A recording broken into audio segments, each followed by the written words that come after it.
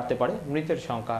ঘটনায় তদন্তের নির্দেশ দিয়ে মৃতদের পরিবারকে 2 লক্ষ টাকা ও গুরুতর আহতদের 50 এবং আহতদের 25,000 টাকা আর্থিক সাহায্যের ঘোষণা করেন রেলমন্ত্রী। মধ্যপ্রদেশে গভীর রাতে জোড়া রেল দুর্ঘটনা, মৃত্যু 29 জনের। মৃতের সংখ্যা আরও বাড়তে পারে বলে আশঙ্কা, আহত অসংখ্য। রাজধানী ভোপাল থেকে 160 কিলোমিটার দূরে মাচক নদী পেরোনোর আগে লাইনচ্যুত হয়ে মুম্বাই থেকে বারাণসীগামী 11071 আপ কামায়নী এক্সপ্রেসের 6টি কামরা মঙ্গলবার রাত 11:30 নাগাদ মান্ডোলা জেলা সদর হারদায় ভিরঙ্গি এবং খিরাকিয়া স্টেশনের মাঝে দুর্ঘটনাটি ঘটে। কিছুক্ষণ পরে একই জায়গায় লাইনচ্যুত হয় জব্বলপুর থেকে মুম্বাইগামী 13201 আপ জনতা एक्सप्रेस। 4टी कामरा और 1टी इंजिन माचक नदी संलग्न खेते पड़े जाए। भोपाल से आया हूँ मैं और मेरे जो बहन हुई है बरानपुर में रहते हैं, मेरी बहन रहती है वहाँ से 8 बजे कामानी से वो चली थी। S4 में उनका रिजर्वेशन था, 4849-50 नंबर की बोगी उनके पास थी और यहाँ पर आके उनका हादसा हो गया। उनकी एक सिस्टर है जो डॉक्टर थी, वो तो मिल गई, वो रात भर से उनका कोई पता नहीं है, हम ढूंढ रहे हैं। बेटा तो ये गाड़ी यहाँ पर आकर रुकी, एक पौन घंटा गाड़ी रुकी यहाँ पर। इसके बाद ये गाड़ी एकदम स्पीड में आई। ये गाड़ी अचानक ब्रेक लगने के बाद इसके 3 डब्बे पलटी हुए तो इसके यात्री इसमें आ गए, ये वाली गाड़ी में। तो ये गाड़ी में से उधर निकलकर पानी के अंदर से उधर हम पटरी पे निकले। फिर पटरी पे पहुंचे तो वहाँ पर बहुत पानी था, गले तक पानी था, लोग भेरे थे, बेहोश हो गए थे कई लोग। বৃষ্টির জেরে ফুসছে মাচক নদী, বিপদসীমার উপর দিয়ে বইছে নদী, তার উপর হড়পা বানেই বিপত্তি। হঠাৎই ব্রিজের মুখে কালভার্টের উপরে জল উঠে ডুবে যায় রেল লাইন। জলমগ্ন রেল লাইনে মাটি নরম হয়ে যাওয়ায় নিয়ন্ত্রণ হারিয়ে পাশের খেতে পড়ে যায় পরপর 2টি ট্রেন। তার জেরেই এই জোড়া ট্রেন দুর্ঘটনা ঘটেছে বলে দাবি করছে रेल কর্তৃপক্ষ। बारिश के कारण तेज बहाव के साथ पानी आया और ब्लैक कॉटन सॉइल थी और ट्रैक के नीचे की मिट्टी बह गई, जिसके कारण लगभग 400 मीटर ट्रैक डैमेज हुई और कामायनी एक्सप्रेस और जनता एक्सप्रेस के क्रमशः 9 और 11 डब्बे डिरेल हो गए। अभी तक जो सूचना मिली है 12 मौतें हुई हैं और 25 लोग घायल हैं और मैं मानता हूं कि ये प्राकृतिक कारणों से हुआ है, मानवीय भूल के कारण नहीं हुआ है। রাতেই শুরু হয়েছে উদ্ধার কাজ। দুর্ঘটনায় এখনো পর্যন্ত 29 জনের মৃত্যুর খবর পাওয়া গেছে। তবে রেলের মতে মৃতের সংখ্যা 12। মৃতদের মধ্যে 11 জন পুরুষ ও 11 জন মহিলা এবং 5টি শিশু রয়েছে। আহত শতাধিক যাত্রী। রাতভর উদ্ধারে ছিল এনডিআরএফ এর 35 জনের একটি দল। উদ্ধার কাজে হাত লাগিয়েছে স্থানীয় মানুষ থেকে পুলিশ প্রশাসনও। 300 জন যাত্রীকে উদ্ধার করা হয়েছে, তাদের মধ্যে অনেকেই গুরুতর জখম। আহতদের স্থানীয় হাসপাতালে ভর্তি করা হয়েছে। সকাল 10টা নাগাদ শেষ হয় উদ্ধার কার্য। দুর্ঘটনাগ্রস্ত ট্রেনগুলিতে আর কোনো যাত্রী আটকে নেই বলে জানানো হয় রেল সূত্রে। ঘটনাস্থলে পাঠানো হয়েছে রিলিফ ট্রেন। রেল সূত্রে খবর, হড়পাবানের জেরে রেল লাইন ভেসে যাওয়ায় এই দুর্ঘটনা। টুইট বার্তার মাধ্যমে দুর্ঘটনায় শোক প্রকাশ করেন রাষ্ট্রপতি, প্রধানমন্ত্রী, রেলমন্ত্রী, স্বরাষ্ট্রমন্ত্রী। শোক প্রকাশ করেন কংগ্রেস সভাপতি সোনিয়া গান্ধী ও সহসভাপতি রাহুল গান্ধী। প্রধানমন্ত্রী টুইটে বলেন, প্রার্থনা করি আহতরা সুস্থ হয়ে উঠুক। রেল কর্তৃপক্ষ সব রকম চেষ্টা চালাচ্ছে, পরিস্থিতির উপর নজর রাখা হচ্ছে। ঘটনায় তদন্তের নির্দেশ দিয়ে রেলমন্ত্রী মৃতদের পরিবারকে 2 লক্ষ টাকা ও গুরুতর আহতদের 50 ও আহতদের 25,000 টাকা आर्थिक সাহায্যের ঘোষণা করেন। अभी मैं जा रहा हूं, मैं और मेरे सहयोगी मनोज सिन्हा जी और मुख्यमंत्री मध्य प्रदेश, हम वहीं पे जाकर मध्य प्रदेश के वहीं से पहुंच भी गए, लेकिन हम पार्लियामेंट की स्टेटमेंट के लिए गए थे। पूरे रात भर लगातार हम उसका निरंतर उसका मॉनिटरिंग कर रहे थे। दुर्घटना बहुत दुर्भाग्यपूर्ण है और उसके लिए हम जो भी मदद करना चाहते हो करें। ব্যুরো রিপোর্ট, খবর ত্রিপুরা। কাসাবের পর এবার ওসমান। নিরস্ত্র 3 গ্রামবাসীর হাতে ধরা পড়ল পাক জঙ্গি ওসমান খান। জম্মুর উধমপুরে বুধবার সকালে বিএসএফ কনভয়ে হামলা চালায় জঙ্গিরা। এতে মৃত্যু হয় 2 বিএসএফ জওয়ানের, খতম হয় 1 জঙ্গি। পালিয়ে যাওয়ার সময় ধরা পড়ে ওসমান। আজমল কাসাবের পর ওসমান খান ভারতের মাটিতে নাশকতা চালাতে এসে জীবন্ত ধরা পড়লেও আরও এক পাকিস্তানি নাগরিক। জম্মুর উধমপুরে বুধবার সকালে বিএসএফ এর কনভয়ে হামলা চালায় জঙ্গিরা। 2 বিএসএফ জওয়ানের মৃত্যু হয়েছে ঘটনায়, খতম 1 জঙ্গি। ধরা পড়েছে ওসমান খান। রূপলী পর্দায় উপত্যকার মাটিতে এই হামলার সঙ্গে বেশ মিল বুধবারের হামলার। সবে ভোর হয়েছে, জম্মু শ্রীনগর হাইওয়ের উপর দিয়ে ছুটছে বিএসএফ এর কনভয়। সেই কনভয় লক্ষ্য করেই আঘাত হানল জঙ্গিরা। জঙ্গিদের ছোড়া গ্রেনেডে মৃত্যু হয় 2 বিএসএফ জওয়ানের। পাল্টা গুলি চালায় বিএসএফ, মৃত্যু হয় 1 জঙ্গির। 7:30 बजे बीएसएफ की कॉन्वॉय जो कि जम्मू से श्रीनगर जाती है उसके ऊपर हमला किया गया, आतंकी हमला, जिसमें हमारे 2 जवान शहीद हुए। लेकिन हमारे जवान जो बस के अंदर बैठे थे ना, डटकर मुकाबला किए। एक जवान ने जो आतंकी जो रोड साइड पे बस के ऊपर फायर कर रहा था उसको मार गिराया दूसरा आतंकी पहाड़ी इलाके पे भाग गया। उसको पुलिस और बाकी सिक्योरिटी फोर्स के एक जॉइंट ऑपरेशन में उसको दबोच लिया। জম্মু শ্রীনগর হাইওয়ের উপর শান্ডুলিতে এই হামলার মধ্যেই গা ঢাকা দিতে গ্রামের পথে পা বাড়ায় পাক জঙ্গি ওসমান খান ওরফে কাসেম খান। পথ চিনতে 3 গ্রামবাসীকে পণবন্দি করে ফেলে, কিন্তু একটুও না ঘাবড়ে অসীম সাহসিকতার পরিচয় দেন বিক্রমজিৎ।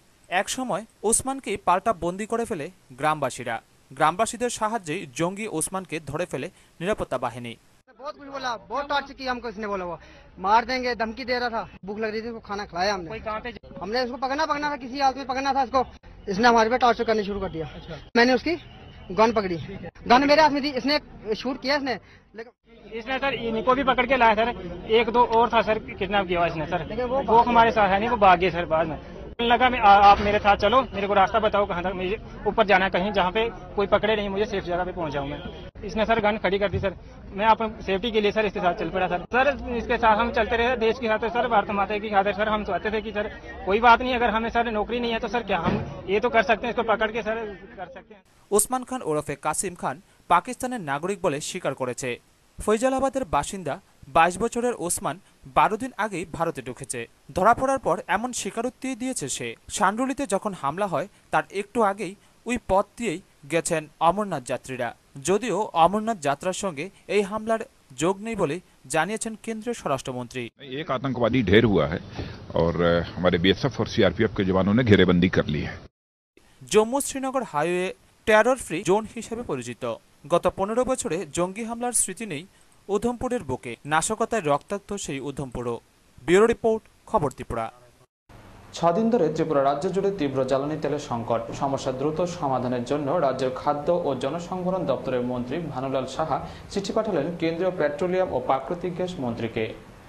6 দিন ধরে ত্রিপুরা রাজ্য জুড়ে তীব্র জ্বালানি তেলের সংকট। সমস্যা দ্রুত সমাধান চেয়ে রাজ্যের খাদ্য ও জনসংবরণ দপ্তরের মন্ত্রী কেন্দ্রীয় পেট্রোলিয়াম ও প্রাকৃতিক গ্যাস মন্ত্রীকে চিঠি পাঠালেন। ত্রিপুরার উত্তর জেলার ধর্মনগরে ইন্ডিয়ান অয়েল কর্পোরেশনের রাজ্যের প্রধান ডিপুর কম্পিউটারাইজ কানেক্টিভিটি সার্ভার বিকল হয়েছে গত শুক্রবার। ফলে ডিপো থেকে সাময়িক সময়ের জন্য পেট্রোল, ডিজেল সহ অন্যান্য জ্বালানি তেল সরবরাহ রয়েছে।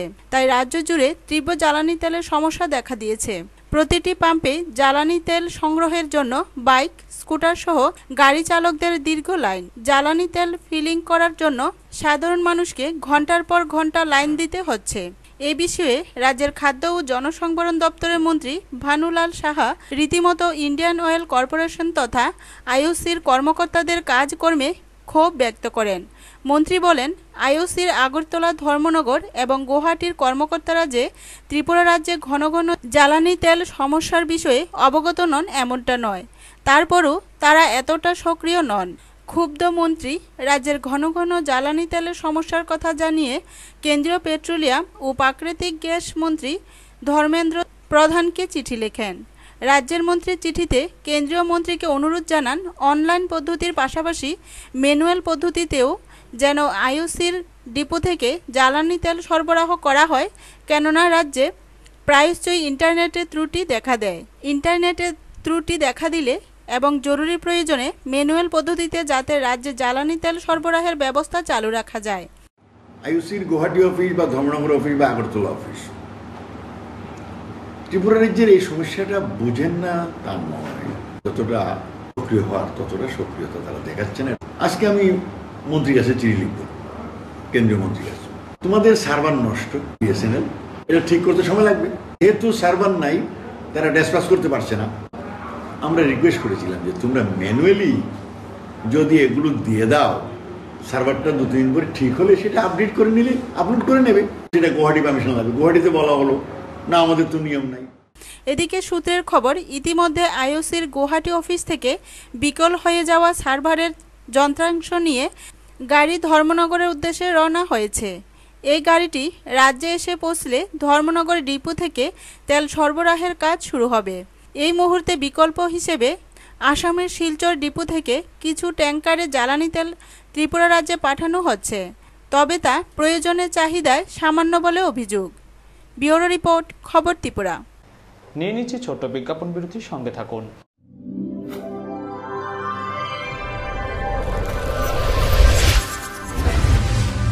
স্বাগত। 6 দফা দাবিকে সামনে রেখে 1 আগস্ট থেকে 19 আগস্ট পর্যন্ত যে প্রচার অভিযান শুরু করেছে সিপিএম তারই অঙ্গ হিসেবে 19 আগস্ট রাজ্যের ইতিহাসে সবচেয়ে বড় মানববন্ধন হতে যাচ্ছে ত্রিপুরা রাজ্যে। বুধবার রাজধানীর মেলার মাঠস্থিত দলের প্রধান কার্যালয়ে এক সাংবাদিক সম্মেলনে উক্ত কর্মসূচি বিষয়ে বিস্তারিত জানান সিপিএম রাজ্য সম্পাদক বিজন ধর। আগামী 19 আগস্ট রাজ্যের ইতিহাসের সবচেয়ে বড় মানববন্ধন হতে যাচ্ছে ত্রিপুরা রাজ্যে। ওই দিন ত্রিপুরা রাজ্যের বিভিন্ন এলাকায় মোট 96টি জায়গাতে মানববন্ধন কর্মসূচি পালন করবে সিপিএম দলের কর্মী সমর্থকরা। ওই দিনের 96টি জায়গার মানুষকে একসঙ্গে আনলে প্রায় 323 কিলোমিটার দীর্ঘ লাইন হবে। বর্তমান কেন্দ্রীয় সরকার যেভাবে এবছরের বাজেটে বরাদ্দ কমিয়েছে তা বাতিল করা, এমজিএনরেগার বরাদ্দ না কমানো সহ মোট 6 দফা দাবিকে সামনে রেখে সিপিএম দল যে গত 1 আগস্ট থেকে 19 আগস্ট পর্যন্ত প্রচার অভিযান শুরু করেছে তারই অঙ্গ হিসেবে এই আন্দোলন কর্মসূচি করা হবে বলে জানান সিপিএম দলের ত্রিপুরা রাজ্য কমিটির সম্পাদক বিজন ধর। বুধবার সন্ধ্যায় রাজধানীর মেলার মাঠ এলাকায় দলের রাজ্য কমিটির প্রধান কার্যালয় দশরথ দেব স্মৃতি ভবনে এক সাংবাদিক সম্মেলনে এই খবর জানান বিজন বাবু। আমরা আমাদের রাজ্যে ঘোষণা করেছিলাম যে 1 থেকে 19 আগস্ট 6 দফা দাবিকে আমরা ব্যাপক প্রচার অভিযান সংগঠিত করব। ইতিমধ্যে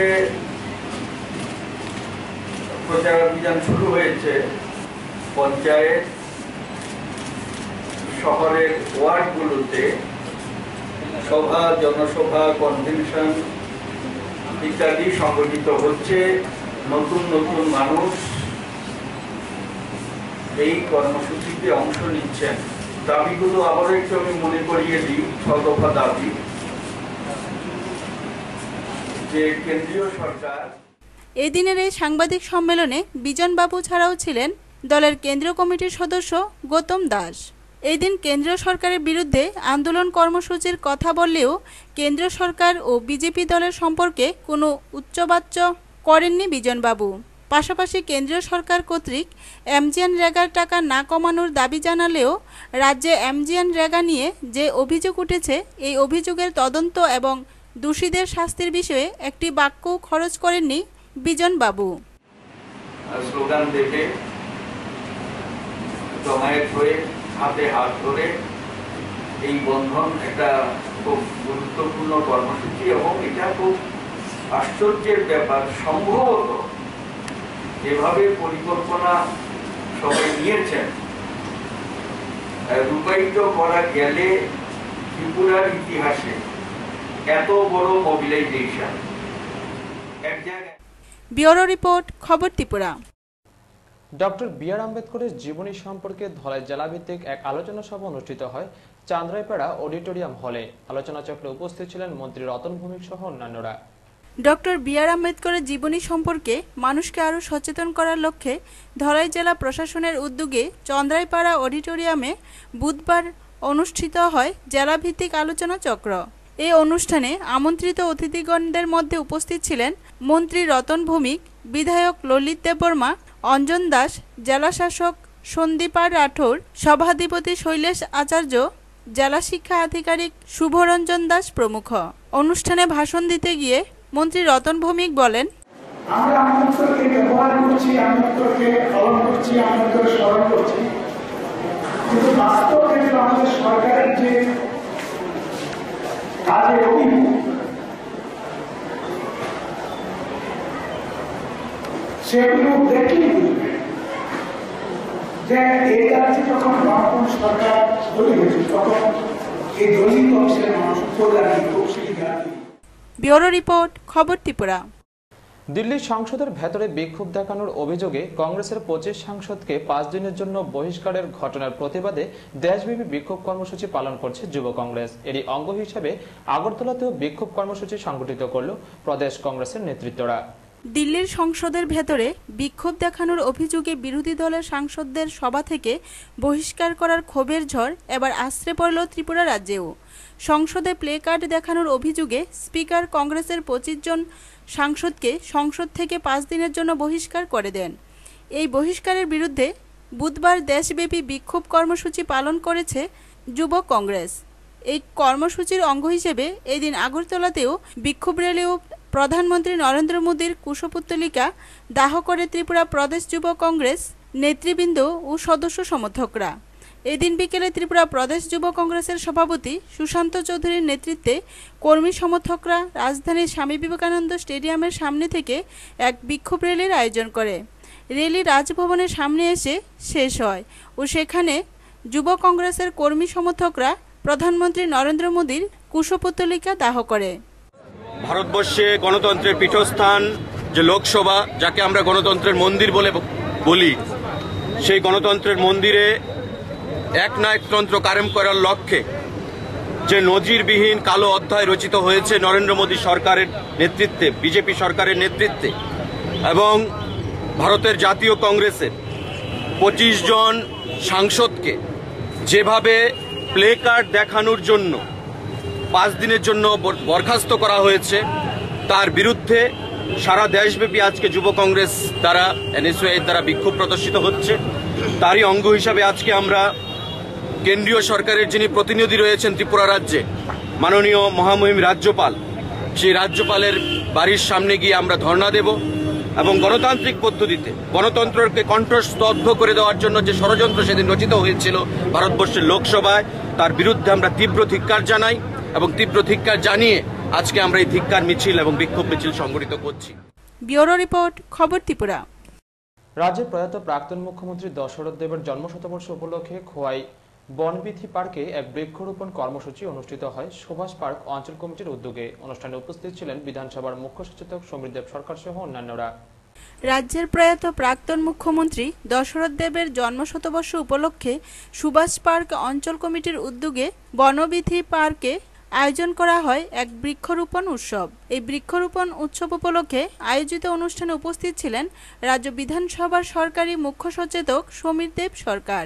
বিকেল 4:30টায় এই অনুষ্ঠানে প্রয়াত প্রাক্তন মুখ্যমন্ত্রী দশরথ দেবের প্রতিকৃতিতে মাল্যদান ও শ্রদ্ধাঞ্জলি অর্পণ করেন বিধায়ক সমীর দেব সরকার সহ নেতা ও নেত্রীরা। পরে আলোচনা সভায় বক্তব্য রাখেন নির্মল বিশ্বাস, পলাশ ভৌমিক সহ স্থানীয় বিধায়ক সমীর দেব সরকার। প্রয়াত দশরথ দেবের এবছর আমরা জন্ম শতবর্ষ পালন করছি। আমার আগে কমরেড নির্মল বিশ্বাস তার আলোচনা করার চেষ্টা করেছেন। আমি আমার আলোচনা খুব দীর্ঘায়িত করব না। অনুষ্ঠান শেষে বনবিথি প্রাঙ্গণে বৃক্ষরোপণ করেন বিধায়ক সহ সংগঠনের নেতা ও নেত্রীরা। বৃক্ষরোপণ অনুষ্ঠানে আগত দলীয় সমর্থকদের প্রত্যেককে 2টি করে গাছের চারা দেওয়া হয় তাদের নিজ বাড়িতে রোপণ করার জন্য। ব্যুরো রিপোর্ট, খবর ত্রিপুরা। এখন থেকে ত্রিপুরা সেক্রেটারিয়েটে কর্মচারী আমলা নিয়োগের ক্ষেত্রে আর টিপিএসসি পরীক্ষার প্রয়োজন নেই। রাজ্য মন্ত্রিসভার বৈঠকে নেওয়া এই সিদ্ধান্তের তীব্র বিরোধিতা করে সরকারের কাছে উক্ত সিদ্ধান্ত বাতিলের দাবি জানায় ত্রিপুরা প্রদেশ কংগ্রেস। এখন থেকে ত্রিপুরা সেক্রেটারিয়েটে কর্মচারী আমলা নিয়োগের ক্ষেত্রে আর ত্রিপুরা পাবলিক সার্ভিস পরীক্ষা তথা টিপিএসসির পরীক্ষার প্রয়োজন নেই। মঙ্গলবার রাজ্যের মন্ত্রিসভার বৈঠকে এই সিদ্ধান্ত নেওয়া হয়। রাজ্য মন্ত্রিসভার এদিনের এই সিদ্ধান্তের তীব্র বিরোধিতা করে ত্রিপুরা প্রদেশ কংগ্রেস দল এবং সরকারের কাছে এই সিদ্ধান্ত বাতিলের দাবি জানায়। এদিন মন্ত্রিসভার বৈঠকের পর রাজ্য বিধানসভার বিরোধী দলনেতা সুদীপ রায় বর্মন ত্রিপুরা প্রদেশ কংগ্রেস ভবনে এক সাংবাদিক সম্মেলন ডেকে অভিযোগ করে বলেন, দেশের কোনো রাজ্যে এমন নজির নেই। কোন রাজ্যে সেক্রেটারিয়েটে প্রতিযোগিতামূলক পরীক্ষা ছাড়া কর্মচারী নিয়োগ করা হয়। বিরোধী দলনেতা আরও অভিযোগ করে শাসক দলের নেতৃত্বদের আত্মীয় পরিজন, পরিবারের সদস্য ও বন্ধু বান্ধবদের যাতে পুনর্বাসন দেওয়া যায় তার জন্য এদিনের সিদ্ধান্ত নেওয়া হয়েছে। এতদিন ধরে টিপিএসসির মাধ্যমের পর হঠাৎ করে এই সিদ্ধান্ত নেওয়ার কারণ কি? ক্যাবিনেটে একটা সিদ্ধান্ত হয়েছে, সিভিল সেক্রেটারিয়েট রিক্রুটমেন্ট রুলস তার পরিবর্তন আনা হয়েছে। আপনারা জানেন এতদিন সিভিল সেক্রেটারি রিক্রুটমেন্ট রুলস মোতাবেক টিপিএসসি পরীক্ষাগুলো কন্ডাক্ট করত এবং এই রিক্রুটমেন্টগুলো টিপিএসসির মাধ্যমে হতো। আজকে মন্ত্রিসভার সিদ্ধান্ত মোতাবেক এই রুলসের মধ্যে যে অ্যামেন্ডমেন্ট আনা হয়েছে, আগামী দিন থেকে এই টিপিএসসি মাধ্যমে পরীক্ষা না করে সরাসরি সেক্রেটারিয়েট অ্যাডমিনিস্ট্রেশন এর মাধ্যমে এই সিভিল সেক্রেটারিয়েটে নিয়োগ করার সিদ্ধান্ত নিয়েছে রাজ্য সরকার, আজকে মন্ত্রিসভা।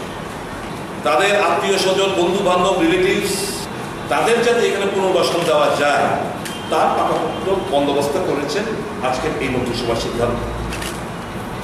এখন স্বাভাবিকভাবেই এতদিন ধরে পিএসসির মাধ্যমে নিয়োগ হওয়ার পর হঠাৎ করে সিদ্ধান্ত কেন? এদিকে রাজ্য মন্ত্রিসভার সেক্রেটারিয়েটে নিয়োগ সংক্রান্ত এদিনের এই সিদ্ধান্তের তীব্র বিরোধিতা করে ত্রিপুরা মহাকরণ কর্মচারী সমিতি এবং মহাকরণ চতুর্থ শ্রেণী কর্মচারী সমিতি, এই দুটি সংগঠনের সদস্যরা এদিন মন্ত্রিসভার বৈঠক শেষে মহাকরণের মূল গেটের বাইরে বিক্ষোভ দেখায়। ব্যুরো রিপোর্ট, খবর ত্রিপুরা।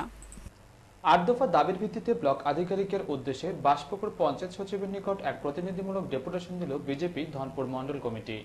পঞ্চায়েত এলাকার জরুরি ৮ দফা দাবির ভিত্তিতে কাঠালিয়া ব্লক আধিকারিকের উদ্দেশ্যে বাসপুকুর পঞ্চায়েতের পঞ্চায়েত সচিবের নিকট এক প্রতিনিধিমূলক ডেপুটেশন দিল বিজেপি ধনপুর মণ্ডল কমিটি। বুধবার বিকেল ৩টা নাগাদ জেলা বিজেপি যুব মোর্চার জেনারেল সেক্রেটারি অরুণ হালদারের নেতৃত্বে ৬ জনের এক প্রতিনিধি দল ৮ দফা দাবি সনদ নিয়ে মিলিত হল বাসপুকুর পঞ্চায়েত সচিবের নিকট।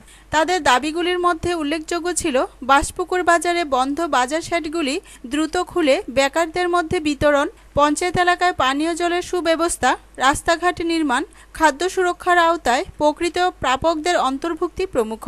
ডেপুটেশন শেষে উক্ত কর্মসূচি প্রসঙ্গে বিজেপি মণ্ডল কমিটির সদস্য জানান, যারা যাতে ব্যবসা করে সাধারণ মানুষ সেখানে উপার্জন করার জন্য সরকার যে টাকা ব্যয় করেছে সেই ব্যয়ের জন্য সেটাকে একটা কাজে পৌঁছানো যায়, সে উদ্দেশ্যে আমরা অতি সত্বর এই তালাগুলা খুলে যারা ব্যবসা করবে সেখানে তারা যাতে ব্যবসা করার সুযোগ পায় সেটা আমাদের মুখ্য দাবি রয়েছে।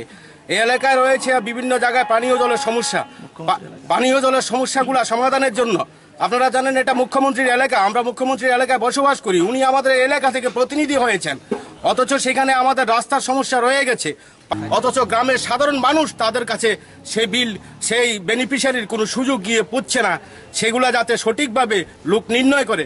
খাদ্য সুরক্ষা বিল আমরা দেখেছি, যাদের জমি আছে, জায়গা আছে, এমনকি মোটরসাইকেল আছে, কালার টিভি রয়েছে, বাড়িতে একটা পেশন ব্যবস্থা আছে, তাদের নামে খাদ্য সুরক্ষা বিলের তালিকা হয়েছে, অথচ গরিব মানুষ জায়গা নেই, জমিন নেই, কোনো কিছু নেই, তার নামে খাদ্য সুরক্ষা বিলের তালিকা সেখানে আসে না। টুটন চৌধুরী রিপোর্ট, খবর ত্রিপুরা। বুধবার বিশালগড় ফুলতলি পঞ্চায়েতের মতিনগরের ৫ নং ওয়ার্ডে সিপিএম এর এক সভায় কংগ্রেস ছাড়লেন ২১ জন। দল ত্যাগীদের নিজ দলে বরণ করে নেন বিধায়ক নারায়ণ চৌধুরী সহ অন্যান্যরা। রাজ্যে নির্বাচনের কোনো গন্ধ না থাকলেও পালাবদল অব্যাহত রয়েছে। বুধবার ফুলতলি পঞ্চায়েতের মতিনগরের ৫ নং ওয়ার্ডে গত পঞ্চায়েত নির্বাচনের কংগ্রেস প্রার্থী ঝর্ণা বেগমের বাড়িতে এক উঠান সভার মাধ্যমে ২ কংগ্রেস প্রার্থী সহ ২১ জন শাসক দলে যোগদান করেন। তাদের বরণ করে নেন সূর্যমণিনগর বিধায়ক রাজকুমার চৌধুরী, কমলাসাগর বিধায়ক নারায়ণ চৌধুরী সহ অন্যান্যরা। ২ কংগ্রেস প্রার্থীর মধ্যে একজন হলেন আলিনুর মিয়া। তিনি জানান, বিগত যে কংগ্রেস পার্টিতে ছিলাম আমি, তাদের কার্যকলাপ অসন্তুষ্ট হয়ে আমি দল ত্যাগ করছি। আপনি গত বছর নির্বাচনে কোনো প্রার্থীর সমর্থক ছিলেন নাকি? হ্যাঁ, আমি কংগ্রেসের প্রার্থীর সমর্থক ছিলাম। মূল উদ্দেশ্যটা কি আপনার দল ত্যাগ করার মধ্যে? মূল উদ্দেশ্যটা যেই পার্টিতে ছিলাম সেখানে যে নিয়ম কানুন একদম অশৃঙ্খল, এর মধ্যে শান্তি তো নাই। দর্শকদের সাথে দেখা করেছি, স্পেশালি কাজলদা এবং মতি সরকার স্যার, তাদের সাথে তাদের কার্যকলাপে আমি আনন্দিত হয়ে আমি আজকে সিপিএমে যোগদান করেছি। উপস্থিত ছিলেন বিভাগীয় সদস্য তপন দাস, অঞ্চল সম্পাদক জ্যোতিরিন্দ্র দাস, গাঁও প্রধান কামাল মিয়া ও নেতা শফিকুল ইসলাম। ব্যুরো রিপোর্ট, খবর ত্রিপুরা। খবর শেষ করার আগে আবারও দেখে নিচ্ছি খবর শিরোনাম।